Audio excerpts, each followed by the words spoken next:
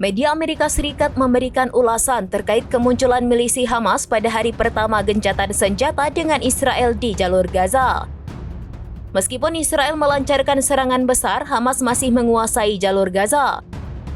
Kemunculan pejuang Brigade Al-Qassam, sayap militer Hamas dengan seragam dan senjata, mengejutkan militer Israel.